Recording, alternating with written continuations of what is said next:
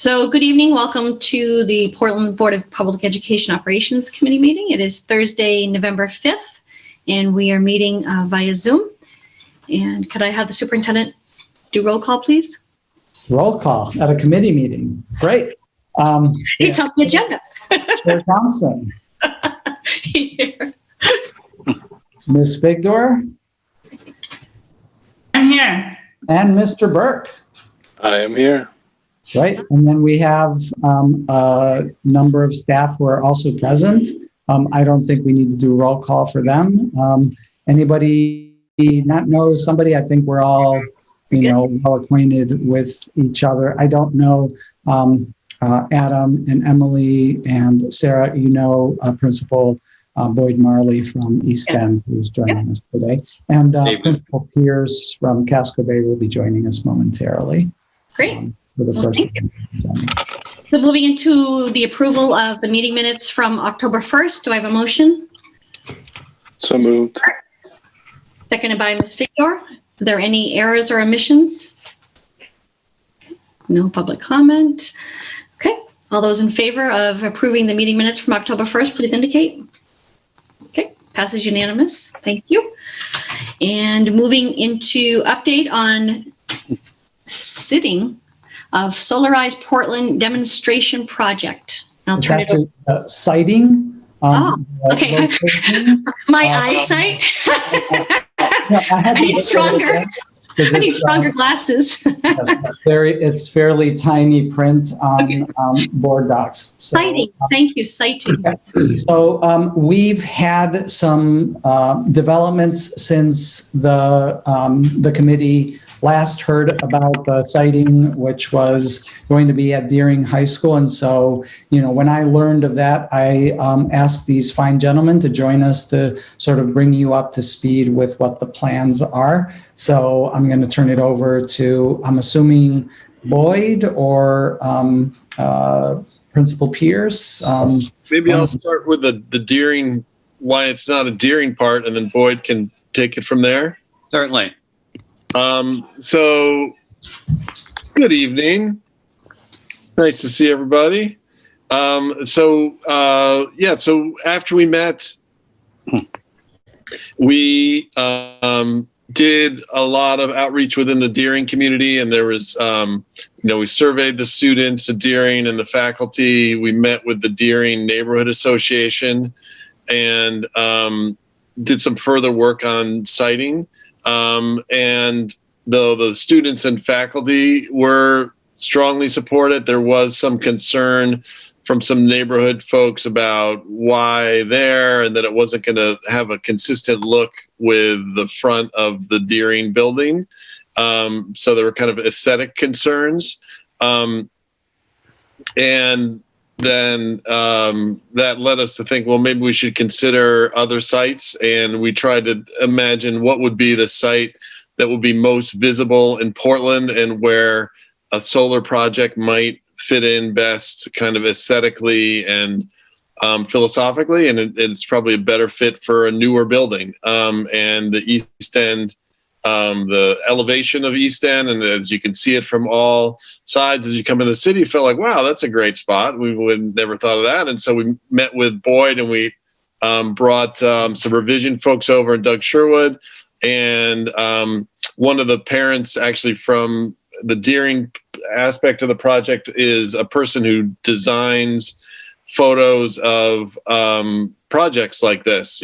She helps people kind of have a real clear visual of what something might look like on their site. And so she worked with us and Boyd to develop some photos of different spots where the project could live. And then I'll let Boyd take it from there.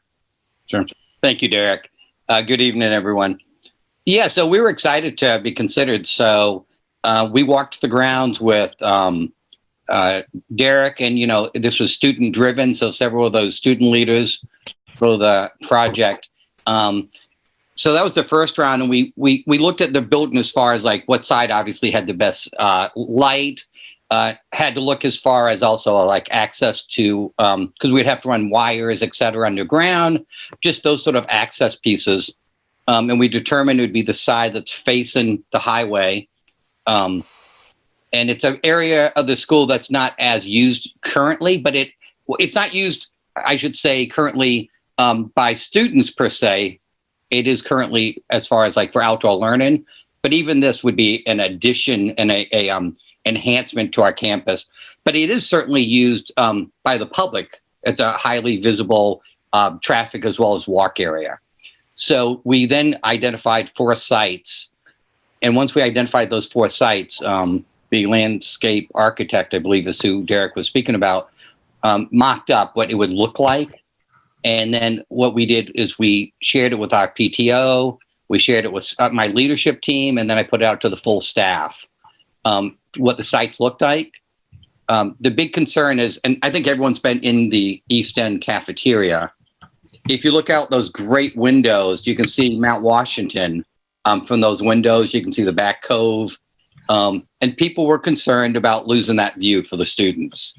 And so that immediately diminished 2 of the sites. They kind of came off the board. And then I asked our leadership team to identify which site they felt was appropriate. I think it's letter A. Do you guys have the graphic, or do you want to see the graphic? I think it's in the board docs. It's in the packet. Yeah. And that's because it's one that's to the left of the windows. And so it wouldn't impact the view piece. It would still, there's actually a walkway there, so it would still have access for the public. And then from the school side, the shelter would have a educational component. And we agree with Derek as far as it falls into within, we have a solar array like on the top of our school. We are one of the first green buildings I think that Portland Public Schools built. So, I think it ties in philosophically for us. It would be a nice enhancement to our school campus and to the community. And really, the only objections, I got no objections from the PTO. I've continued to put in our newsletters as pieces have come up around this, just so I could keep our school community involved. And it was really like, oh, let's just make sure, it doesn't impact the view. And I think you'll see that it does not impact that. And so it'd be an enhancement for the community. Which letter, Boyd? I'm sorry. I missed that. I think it's A, but I think it's A. A is the one that's sheltered by the tree. Yes. So that's the... So, and that was the thing, because there's also one of the views, you'll see like an overlay from above where it shows you where it's sited on the campus. Right. So that's the first one. And so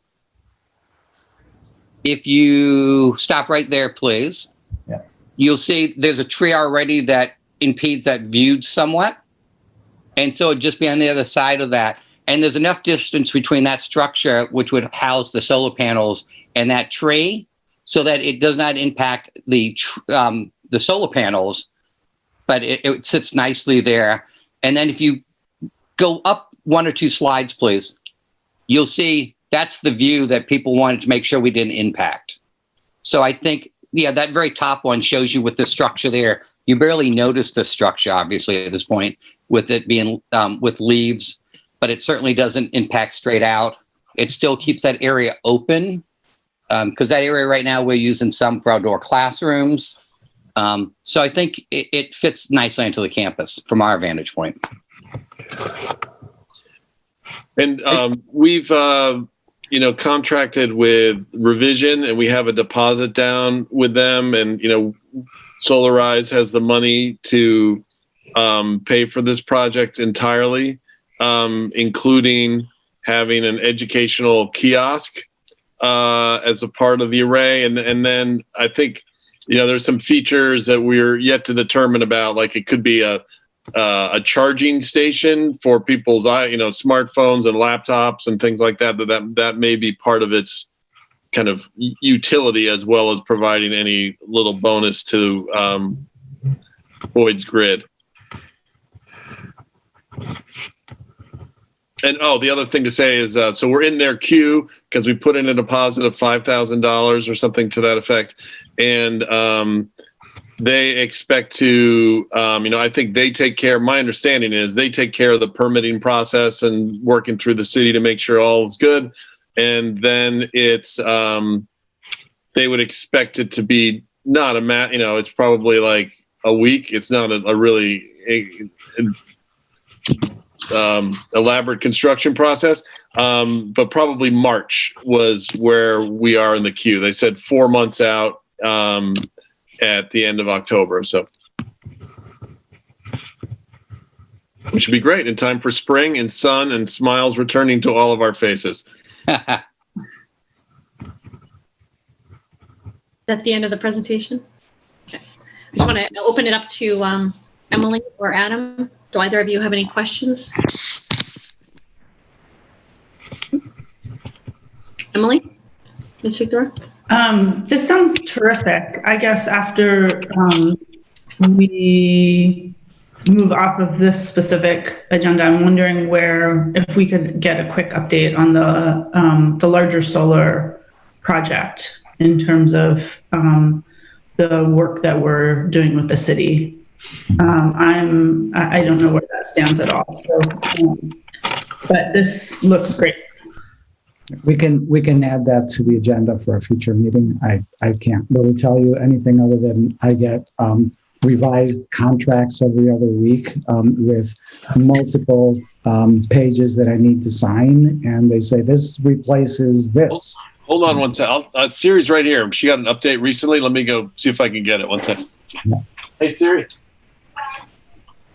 Can you come for a minute? Siri? If I may, Emily, I agree with you. I think from the perspective of like education for the public around solar and the impact, I think it's great for us to be able to have something to share with our students, but also community members. So if there was to have like a charging station, et cetera, to sort of pull the veil back a little bit about solar energy. So that's why we were excited about it. Yeah, and I don't get me wrong. I think this demonstration project is an important part of the overall effort. Yeah. My only question was, I don't know where the overall effort stands now. Right. And I think it's just because of COVID, we haven't been as, kept in the loop. So, but I see Siri. Siri can tell you. So I'll send this PDF that Troy sent me to everyone, but it's moving along. All the contracts are signed. I think what it says here is, so the city of Portland has committed to 20,000 megawatt hours, and that's 9.5% of the project. And there are 33 different projects that were selected through the RFP process.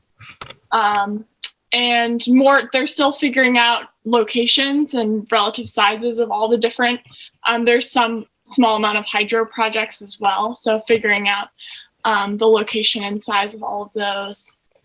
I'm trying to see if there's anything else here. What was the stuff on the timing? I think that's still, I guess.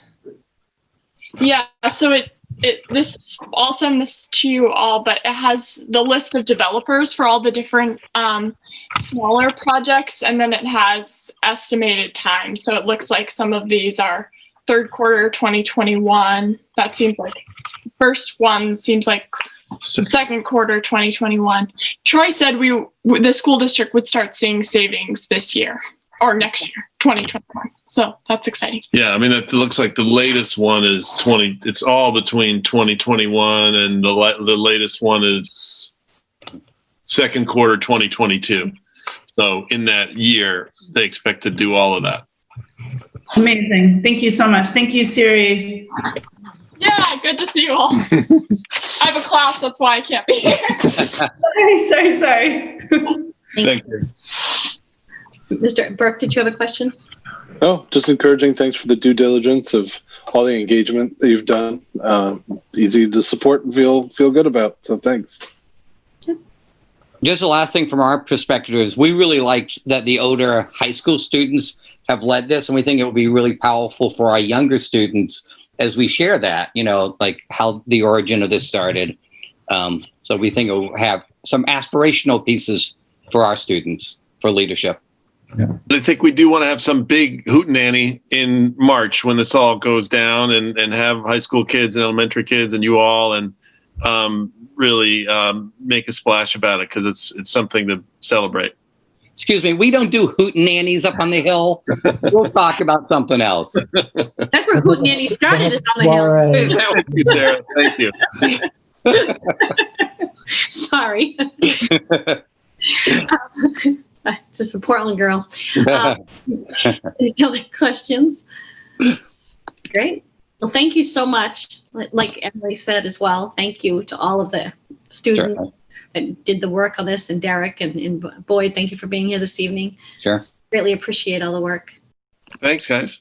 Thank can you. hang out if you'd like, but Be with us. yeah. What's that, honey? I have to go? Yes. I got series class. Yeah. See you guys. Thank you. Good night. Okay, great.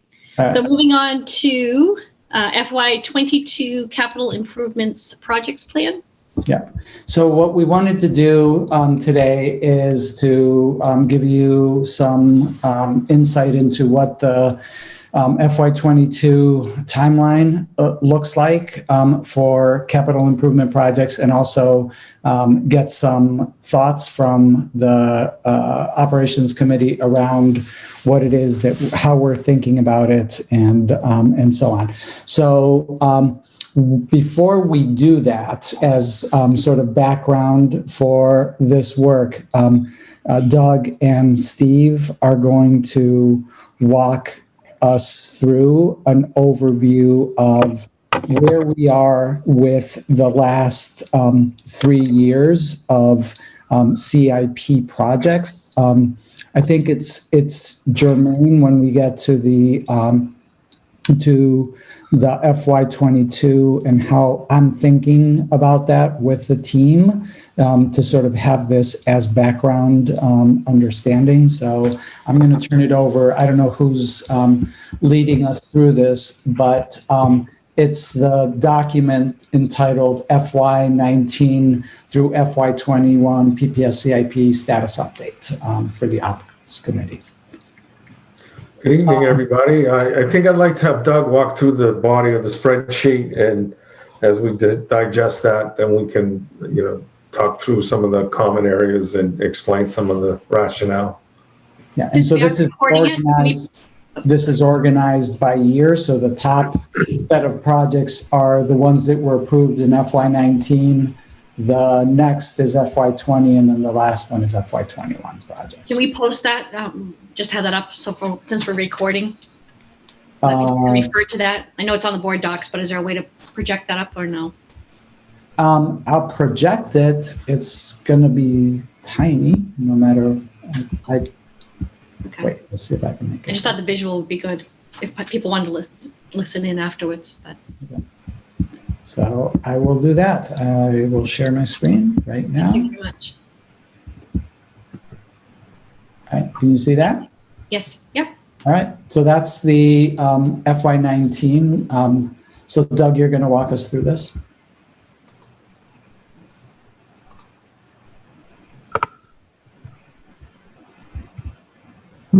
Just a moment here.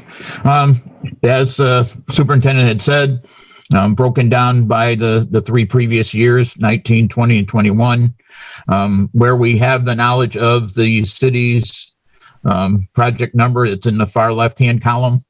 The location column, obviously, is similar to what we've seen before. It has to do whether it's a school or district or some other related department purchase. The center project title. And then, as you've seen for most others, for 19, 20, and 21, the column that says project estimate is actually the approved council amount for the work. The next column, which you have not seen before, is expressed information we have from the city regarding what has been spent on that project to date. You'll find as you go down through, and we may do this a little bit more line by line later, but obviously for projects that have been completed, the expensed column is very close to, if not identical to, the original approval. There are some cases, and we don't have all of them listed here. There are 4 projects that we couldn't get numbers for from the city, where you may or may not have savings in an account, or they may have had savings from one project to cover a slight overage in another, as was the case for Sarah and others have been here for a while. When we completed the work for the Casco Bay expansion, we needed a few extra dollars, and we took it or reallocated it from another project. The other 2 columns are, things that are sitting pretty hard for Steve and I, but, we've met our challenges and we still have many challenges ahead. But the status column reflects, 1 of 3 positions for a project. It's either completed, it's in progress, or it has yet to get started. And then there's related notes in the far right column. I'm not sure if the superintendent would like to speak to this line by line, or just the context of how the report is set up. You're muted, Javier. I don't know. I think it depends on what the committee would want. I think, it's pretty self-explanatory. We tried to lay it out in a way that it was, easy to follow, just basically, what the projects are and where they stand today.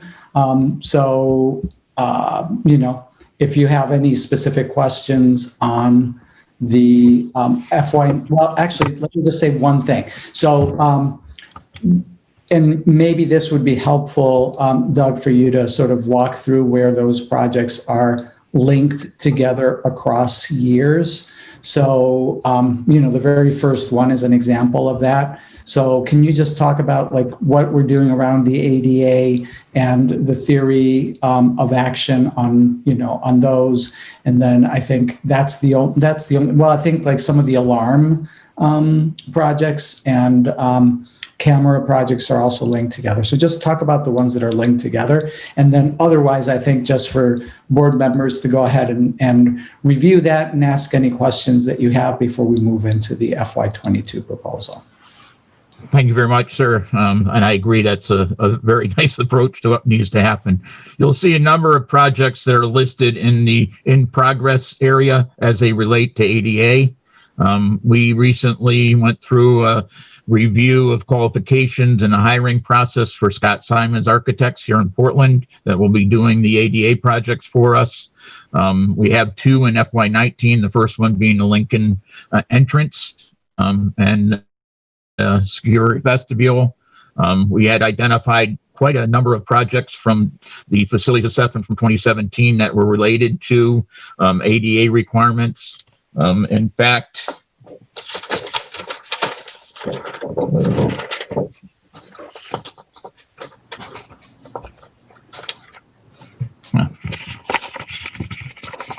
excuse me for a minute.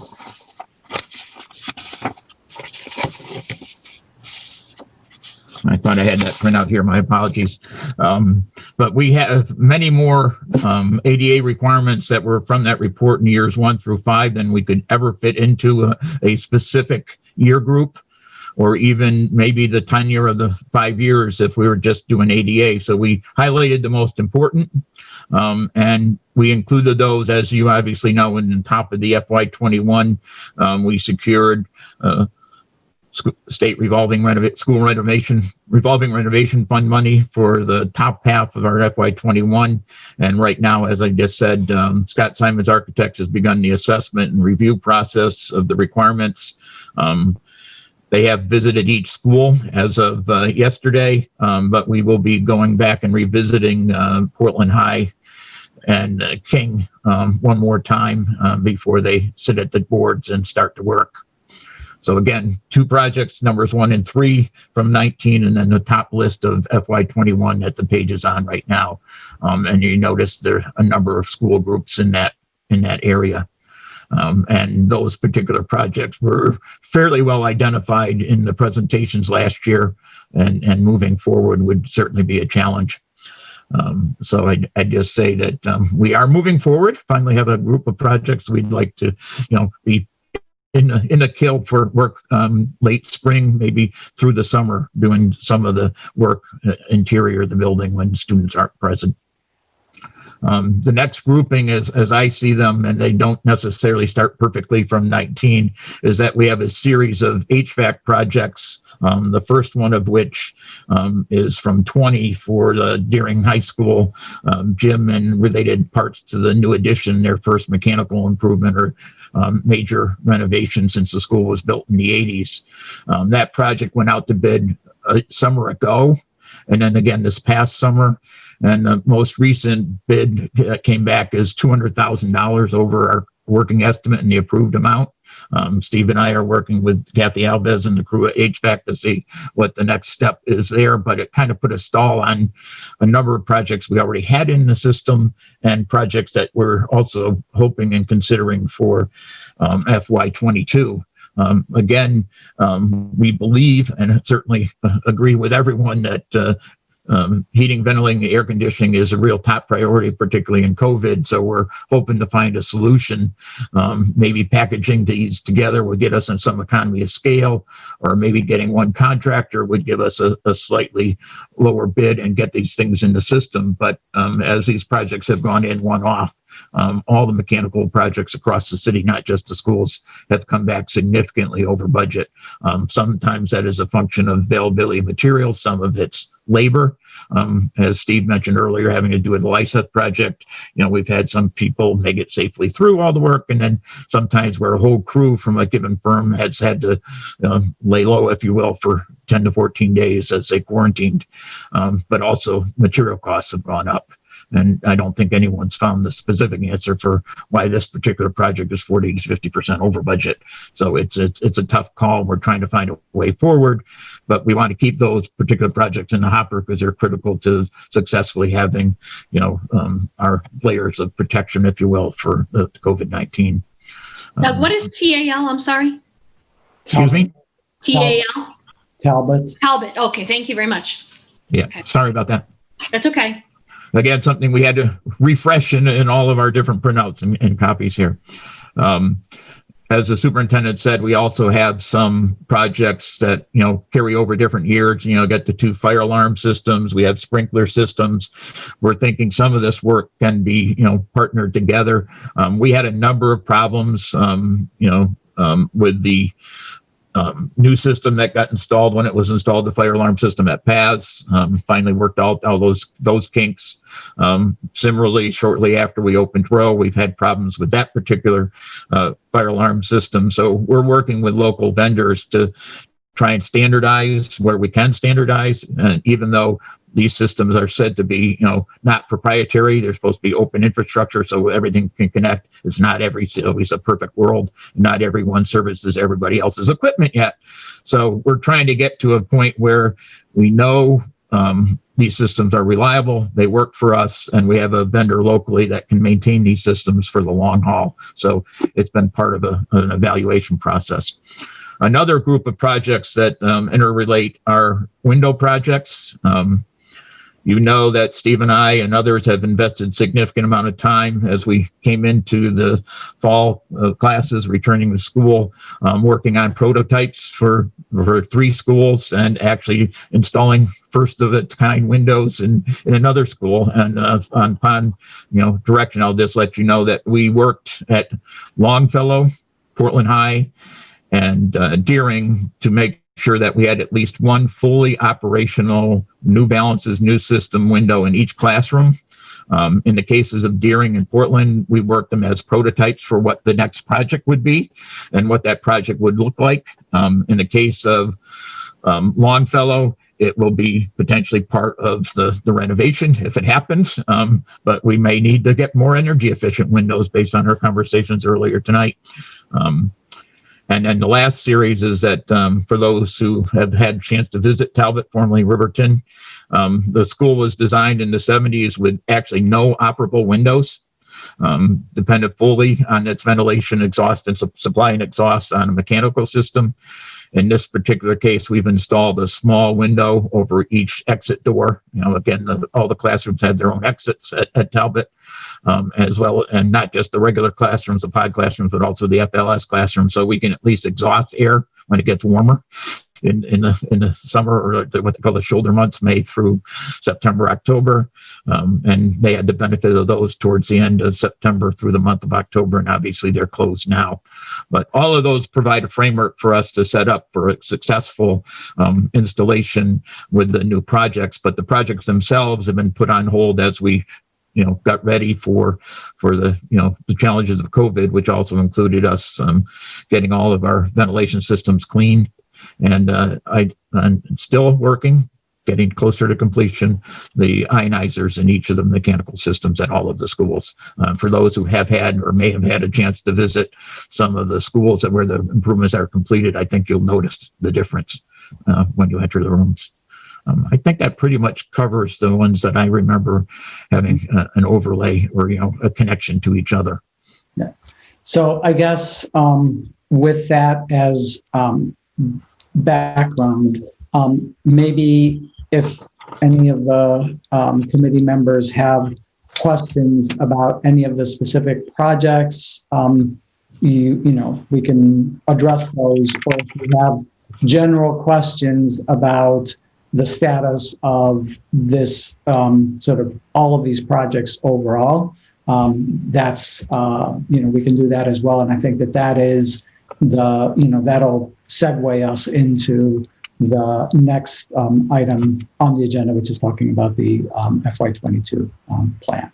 So maybe let's just then stick to those questions about these specific projects, if you have any. Lee or Adam, do either of you have any questions?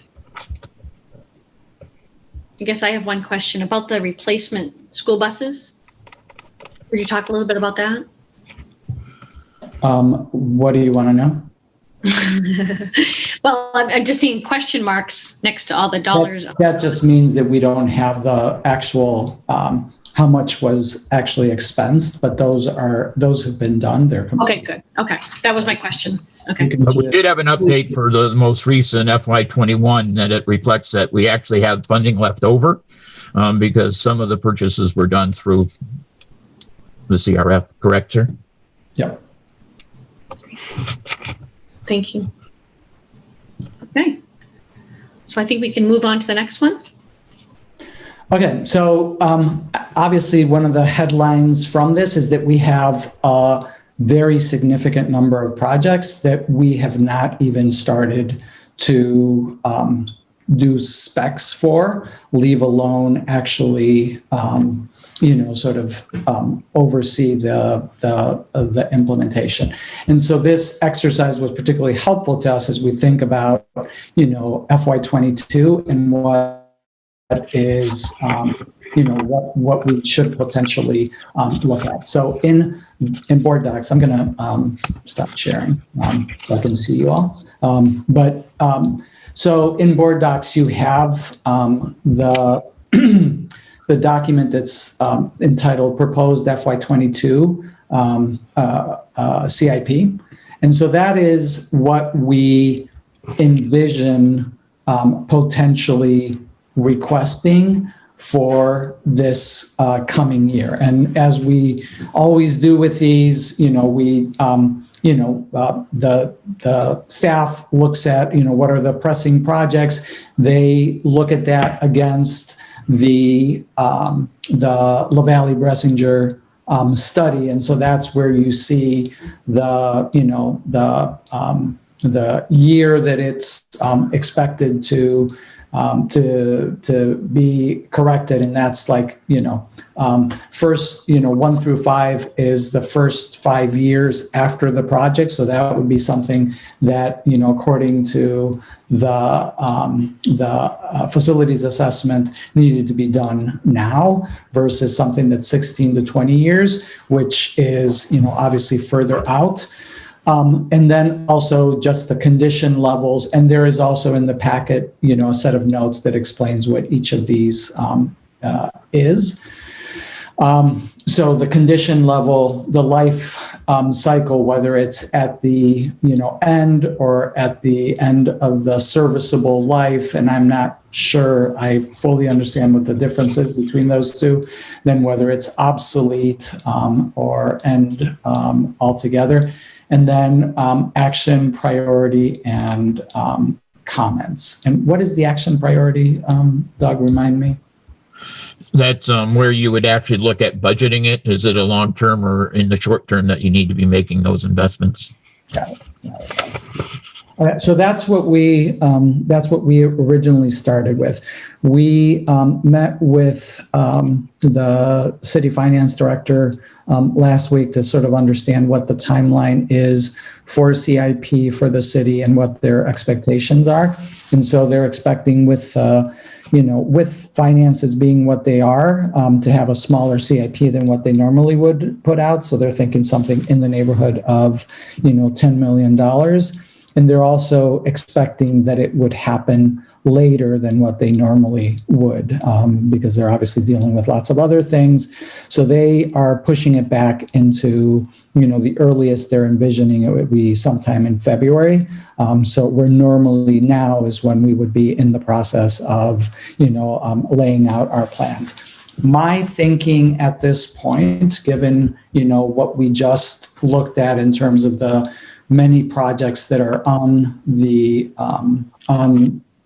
unstarted, basically, that need attention and need to be prioritized, would be to not move forward with an additional CIP request for this coming year, which would, it doesn't help us in terms of next year's budget, but it does help us the following year and beyond. And we're trying to get from the city exactly how much debt is rolling off of our budget this year that would not get replaced with, with additional debt as a result of this. And so that's my thinking at this point, that we just do not have the capacity to take on another large set of projects. And so I would, I would suggest that we not attempt to have a CIP this year and, skip a year and then come back once we've been able to make a dent in some of those other projects. Ms. Figdor? Yeah, I guess I'm just, my first reaction is worrying that that we wouldn't be replacing that debt. And so we're essentially losing the opportunity to do projects. But if we don't have the capacity to do them, we don't have the capacity to do them. Yeah, we don't have the capacity. And then I think, I'm trying to figure out places where we can reduce our budget, even if it's for, just a year or two. And, so the extent to which we don't add additional debt this year, which won't be reflected in the FY22, but would be reflected in the FY23, is it makes those following years a little bit easier for us to be able to handle. So if this, roughly $260,000 in debt service that we would not incur in FY23 is what I'm trying to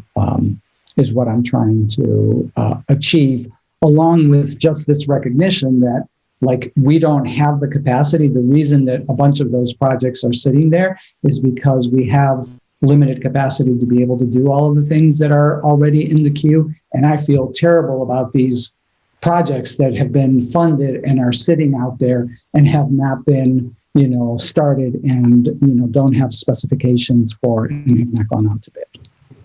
And what note that it's not just our capacity as well; it's the city's procurement capacity as well. Yeah, the collective capacity. The whole system capacity. Yeah, I'm not pointing to Steve and. No, I understand.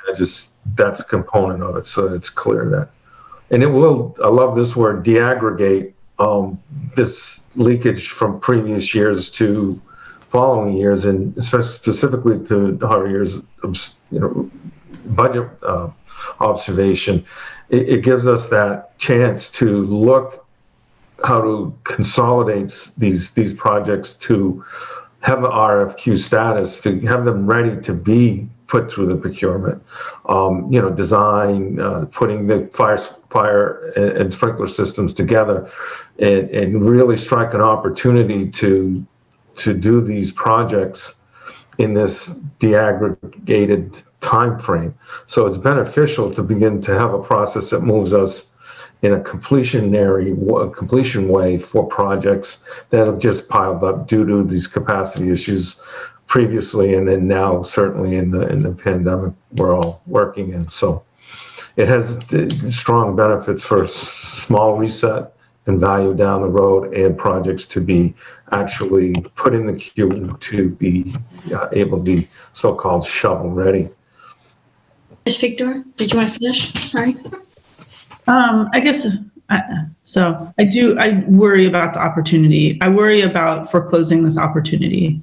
We're often in a situation where we're trying to get, from my perspective, that we should have a bigger portion of the CIP than we do. And so, not, essentially, I hear where you're coming from, Steve and Javier, but it frankly, given our facility needs, makes me pretty uncomfortable. And then if I look at the FY22 initial list, there are several items on there that are life safety improvements that are, were identified now years ago, 4 years ago, as needing to be done in years 1 through 5. So would these, would the sprinkler system and fire alarm systems, and would there be a way to wrap those into the broader work on sprinkler and fire alarm systems? And then my broader question is just, these projects need to get done. So I hear and see there's a backlog, but it doesn't really seem like a resolution just to kick the can down the road and lose the opportunity to have the money to do some of this work. Can I say that I think you're right in your first observation of the amount. When we prioritized these a few years back, as they sat there, moved them forward at $1,255,000 when we were getting $2 million on average for CIP at a percentage of what's out there from the Valley report, is we look to the future to aggregate or to consolidate when we began to hopefully get more CIP money. So that's a perfect example of what you've just indicated, Emily, that they're connected to the amount that we have to spend, and then looking at $1.2 million on one project is over half of what the average has been for CIP allotment. So that's how it also falls back. When you then say we can spend $1.2 million of the $2 million in 5 different areas and move those forward. So that's an important discussion to have as to allocation amounts to our needs, and it's certainly not for me to decide how much is put into CIP. And our requests just begin to be as you see these now. And I don't, in our view of our facilities in CIP, from a 2 million average to where we had 4 million, I know a couple of years ago, that's what needs to be corrected, and along with capacity to really get there. So missing a year to me gives us that chance to look down or not ask for any more and spend and get these projects queued up. Over $1.2 million at Deering High School for our sprinkler system, fire alarm system at King, $270,000. So we're putting $2 million on this in the projects now. I guess if that likelihood at $2 million this year, it's kind of a balance. I mean, but we're not saying we're getting any. If we don't take any CIP money this year, we have no assurance that this, that the city would enable us to take a bigger, part of the pie the following year. So, if we're able to negotiate that with the city, maybe, but we have a really long track record of the city kind of making promises on the CIP that they don't follow through the following year. because it's a different council. And so I feel, you know, I hear what everyone's saying, but I don't see skipping FY22 as a solution. What do you think would be the solution? I mean, maybe picking off projects that are, you know, that are doable, or just continuing to slog through, acknowledging that there's always going to be a backlog, right? I mean, I see the frustration at having a backlog, but to some extent, you know, it's always going to be juggling projects to get them done, right? Yeah, I mean, I think if we were looking at a 1-year backlog, I would, you know, to me, the severity of this backlog and knowing what our capacity looks like to be able to move that when we're in the middle of a pandemic and, you know, doing all of these other things, I just don't see any way that we're gonna like make a significant dent in, you know, in these projects outside of what is now out there with Simons for the ADA. And then that still all has to be bid. And there are a lot of projects associated with that. That's not like one big $1 million project. It's, you know, pretty much every school in the district and, you know, some small, some medium, and some large projects associated with it.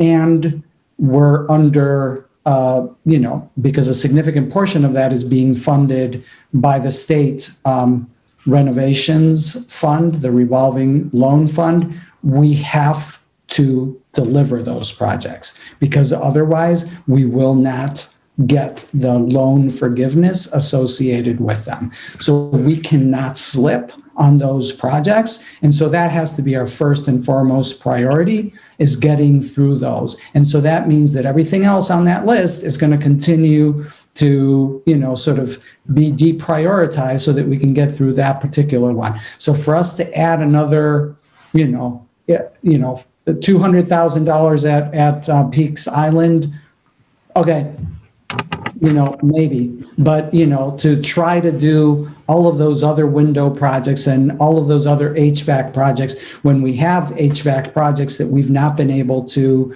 accomplish here feels like, you know, we're going to be sitting on additional debt that we're not going to use. This is not like a revolving, you know, line of credit that we can, you know, use or not use. This is actually impacting our operating budget in the form of, you know, $200,000, 2 years from now, right?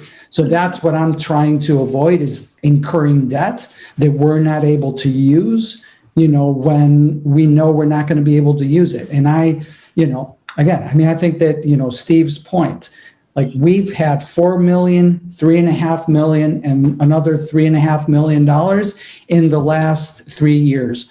The first year that I was here, we were like $1 million. I think the year before that was $1.5 million. So, you know, we've made significant strides in getting the support from the city. And part of those strides is based on our ability to deliver on those projects. And the extent that we're not able to deliver on those projects, you know, jeopardizes our credibility to actually be able to go back to the council. And so I think it helps our credibility to say, like, we're going to take a pause. You guys, you're going to have a smaller CIP. Go ahead and use it all on your projects if you can, and then let us catch up and we'll be back to you. Could we talk to the mayor and the incoming finance chair of the city and the city's finance committee and see if we could come to at least like a verbal agreement that next year we have a bigger relative portion of the CIP? And then also, what about these life safety projects? They're pretty small, but life safety projects are, you know, seem like we should figure out how to get them done. You mean the pies? projects. So those Those are two, the only ones that are life safety projects. and then replacing the boiler, feed tank, pumps, and controls at Deering. That's not a life safety project. I'm just looking at the characterization of from the notes. I see. So that's What's why is that an S, guys? Pardon me? Why is that an S for the? On the feed tank? Mm-hmm. It's at its end of its life, and it was a short-term, viewed as to do first kind of thing. Short-term investment into that would be short. Do it first. And another part of this, as we look at it, Emily, is the context of what the architects in these designation, condition level, life cycle, actionable priority. A good example is Deering High School, where they replaced the boilers 6-7 years ago, and the auxiliary components were not replaced. However, since I've been here, we've replaced a lot of equipment in there, but this is how it remained in the structure. So we knew we had confidence to move forward for some period of time, over a year, that we would be stable, and this would just minor breakdown, if any breakdown. And then we applied the same type of, maybe it's not logical, but Deering High School hasn't had that section of the building sprinklered for 100 years. And so yes, it's life safety, and we would love to do it first for $1.2 million. And again, we went through that process of making that evaluation. Is it an extraordinary or short-term thing that we have to do to provide that level of equity to life safety in a general sense? When you compare it to a brand new school like Rowe, you just can't. But corridors, exits, all the other things that provide the information to get out of the building in a sense of fire, is those are the things that we looked at and said, recommendation with confidence that we can continue another year. We can continue another year. We're adding more digital. We're adding more sensors. We're doing these things that really have upgraded. You just do not have that section of the building with sprinkler and water pressure to it. And the Deering project requires a new water run from the street, from across the street. So it's a big project. So as we were evaluating that, we weighed the pros and cons of it. The replaced rooftop HVAC units, certainly at 100,000 in those areas, and the size of the units that we could work with HVAC and city could be something that we could possibly, add to the capacity level. But this is how we saw it going in before the understanding, I guess, of let's address what Javier is suggesting in this idea of saving debt, getting an opportunity here with the BFOF projects coming to some coalition here, that we felt confident we could move back on these projects and do a Deering at $1.2 million, dig the street up, get it in coordination, and build it and get it done. Continuing to add at this level here that we've indicated for the debt service that is out there in our capacity to, it'll just fall in line like the Conga train here. So that's our thought process, or at least my thought process and recommendation to Harvey here was.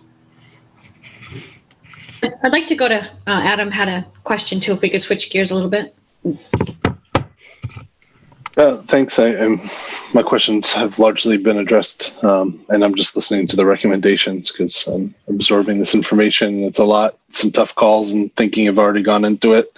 And while I might want to hear different things could be possible, I'm hearing what's possible, and I don't have a specific question. That's just my processing of the information I'm receiving.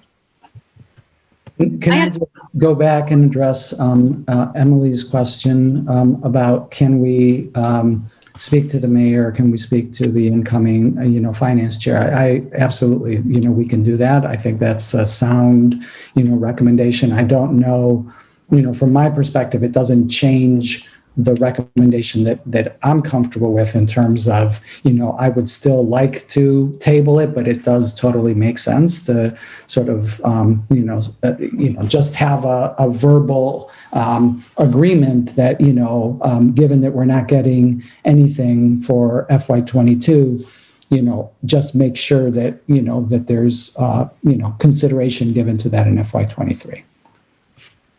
I think the only thing that I would add, and I could concur with what Ms. Figdor said, is in all the years that I've been on the board, we've had to beg for money for CIP, and I worry about the precedent that of us not asking. I understand the capacity issue, I understand all of that, but I think that we've tried so long to come to the table and ask for more money, and when they go down, these items go down, we're going to have to pay for them. And I know that we've paid for boilers before out of other funds, et cetera. And so that concerns me too, because then, yes, you're saying we're saving $260,000 and we don't have the capacity, but when one of these things go down, now we're in the hole. Because we don't have the funds, we're operating on a slim margin as it is. And then what do we do? So I guess in all the years I've been on the board, the premise that we've gone by was, as we retire debt, granted, we didn't think we were going to have a pandemic or anything, there's other stuff going on at the same time. But as we retire debt, we don't let that retire, because historically with the city, if we let that stuff retire, we never get that money back. We never get that opportunity again. And we've struggled with this, at least for the almost 14 years I've been here, in previous chairs with Peter Eglinton and Jamie Caron and Kate Snyder and all of us continually, going back to the council for this. So I'm very concerned about giving up. I think it's a nice gesture, but I also think it is concerning, because they'll look at it from the standpoint of, I think Emily, it was great for her to mention, but I don't think they'll commit another council to, a promissory note. But I also worry about the fact that we do have a new council, and if we don't stay within our continual, I don't know. I see both sides of it, but I also am very concerned about us not continuing with this. Yeah. Yeah. Well, I think that's why I wanted to, bring this to the committee and tee it up. I think, what I'm taking away from this is that we should, have a conversation with, with the mayor, with the finance committee chair, as soon as we're set up for the operations committee for next year. This is obviously a premature conversation at this point, because the city has not actually formulated its CIP strategy for this coming year. We got a preview from our conversation with Brendan to that, and so that's what I'm going on, the idea that it'll be smaller than it has been in the past few years and all of that. So I think that, that's what it's based on. So I think we should have that conversation. I also hear the concern about not having anything in there. So for us to maybe, and I think, Ms. Figdor's suggestions of, prioritizing those 1 through 5 year, projects and saying those need to be done regardless. So, we would go with a CIP request that would be for, the 2 projects at Peaks Island and the DHS project. Those are all within the 1 to 5 years life expectancy when the Valley Bressinger did its work, which is now going on like 4 years or at least 3 years, right? So time flies when you're having fun with CIP. I have a question about that too, Javier, though. So are we not applying for revolving at the state either? There has not been an application put out. Okay. For that. So, when there is, as we apply, and we did. We have things in the queue that we're going to apply for. Should it come out? What's that? We do have things in the queue that you're prepared to apply for. Sure. I mean, we would, we'd have to, think about what the prioritization would be. We, tackled the life safety, projects in the last one, and that's the stuff that we were approved for last year that we're now combining with others. So we'd have to figure out, what our next round of priorities would be. And just remember that the state has a limited amount of money and prioritizes, life safety projects and things like that. So, that's where we would have to go and try to figure out what's coming in that, what's next that is in the, 6 to 10 and 16 to 20 year range that is life safety that we would, potentially be able to apply for, and we'll see whether the state has additional money for that or not. Mr. Burke? I just wanted to say that I'd support that synthesis that Javier just put forth from the conversation that built on his recommendations coming in.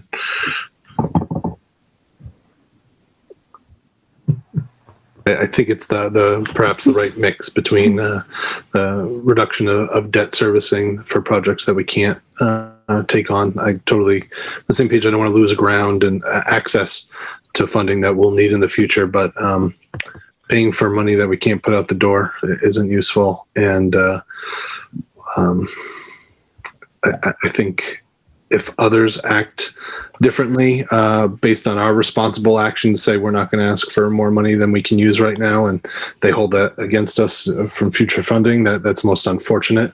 And I would show up very loudly to protest that in the future. But I think everything Javier put forth is reasonable and responsible. And the addition of the items that Member Figdor raised to still be addressed makes good sense to me too.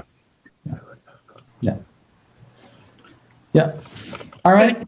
Well, that's super helpful, and I appreciate, Doug and Steve. I know the incredible amount of pressure that you're under to deal with it day to day. And I think, Doug, you summarized all of the work that you've done, just around ventilation and, some of that work still going on.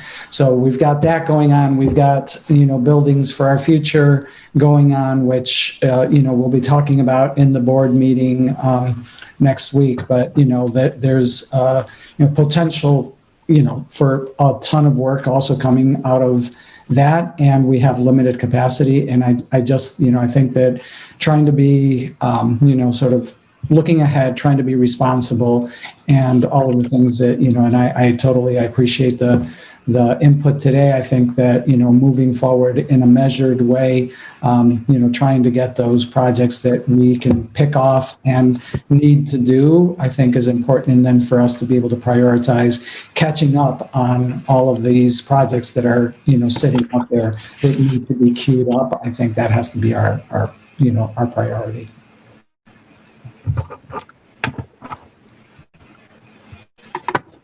Great.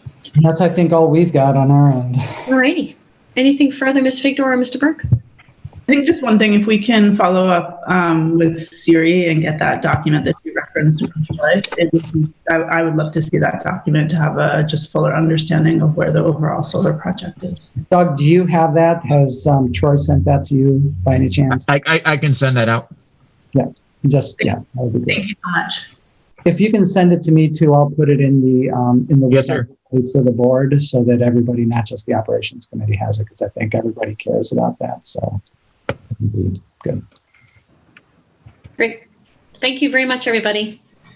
Thank you. Son, Adam. Thank you. Adam? Yes. Good night. Good night. Night, folks. Good night.